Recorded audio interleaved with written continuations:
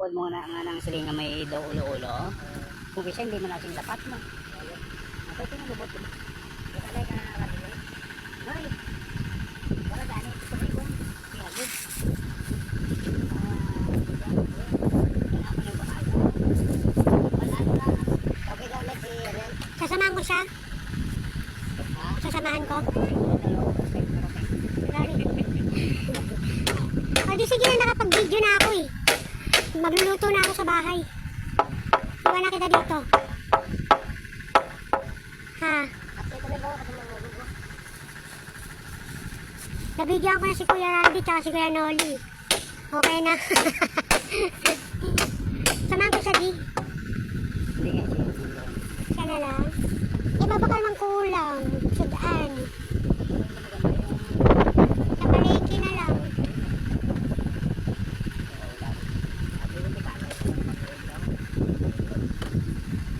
Ay, baboy. Sombrero na nakahook pa kasi guys mainit po talaga dito. So sayang naman ang mga pinapahid ko sa mukha skincare kung nagpapaaraw ng buwan wala pa na sunblock. Kaya once na nasa province kayo pala yan, have to wear cap and hook. See, like that. Cover na ang bawal ng mukha, cover pa ang gilid. And this is nag-makeup pa ako nila. Sa palayan pa lang puta namin. Hindi actually, ngipin ko ang pula.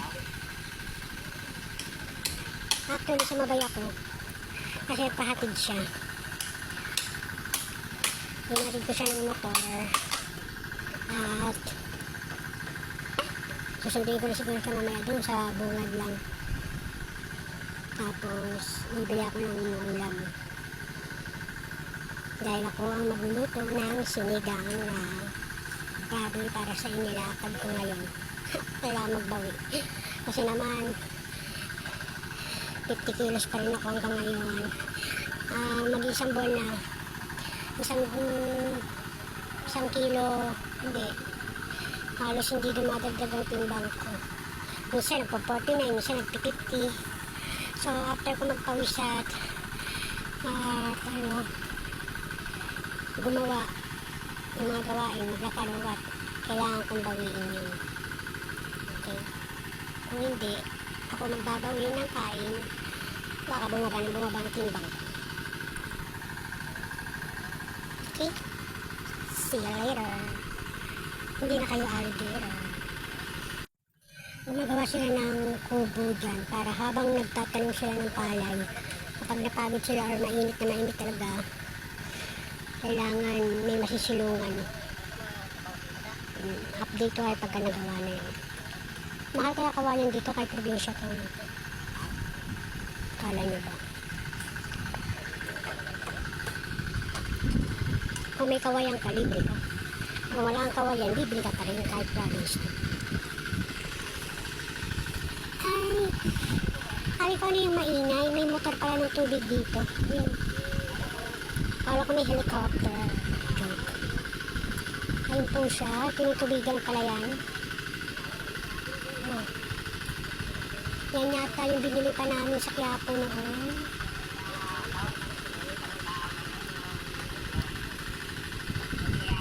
Yung awitin ko, ang aking awitin, the green grass of home. The old hometown was not the same as I stepped down from the train, and there to meet me is my mama and papa.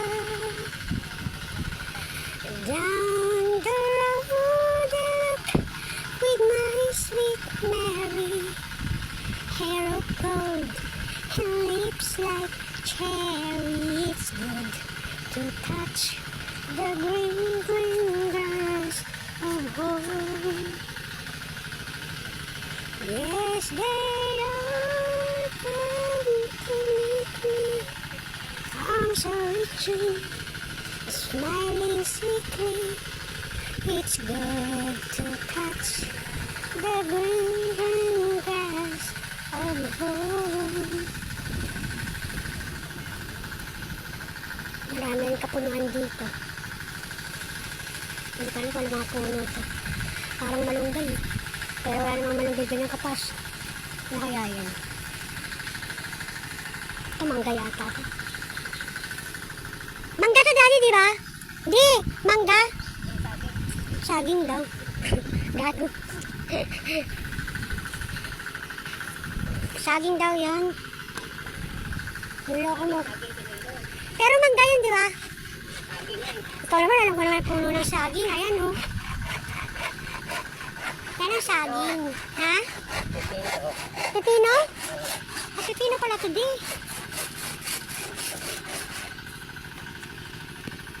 Pepino. Ayan ang mangga. Ang taas naman ng bayabas. Bayabas ba talaga yan? Sa Maynila, iba? Ah. Sa Maynila. Iba yung sa Maynila. Ano yung sa Maynila?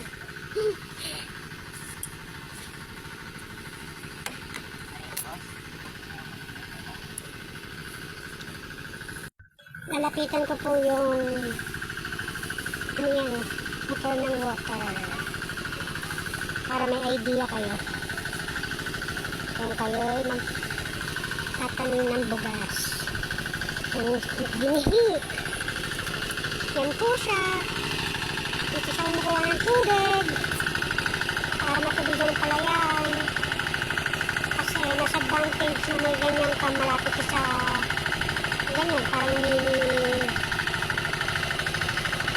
river hindi na river yan kanalang yata diba hindi mo na kailangan magdilig ng palayan ng maglalakad ka pa dahil sa may motor mo okay lang hindi masyadong umulan lang dito hindi bumagyo kung hindi nakapa sayang pinaghirapan ng mga farmers kasi pag umapaw ang tubig na yan yung binhi na itinanim dyan aapaw lang din yun na sasabog-sabog yun baka lumipat pa sa ibang kahon ang tawag yun sa mga square na yan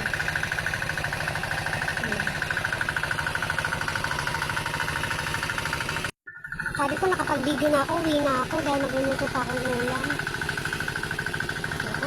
wala man ng response try ko mamalingki pa kaya dahil sa umaga po ako ang nagluluto sa hapon naman sa gabi hindi na ako nagluluto sila na dahil gano'n ang ano namin dito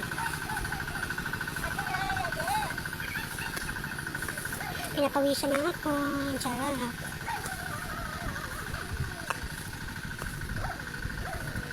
kala mo may alam si Revio ang nasa pag ganyan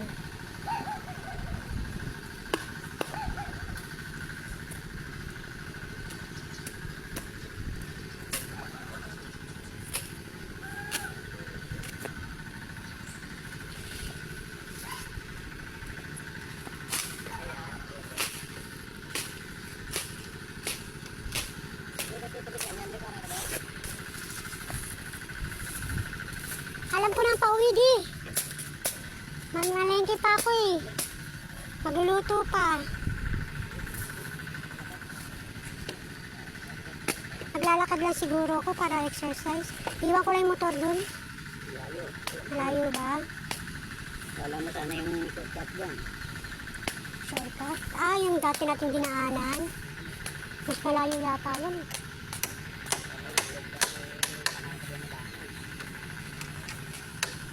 kasi magluluto pa ako dun eh dapat bago mag 12 luto na ay papalambutin pa yung karne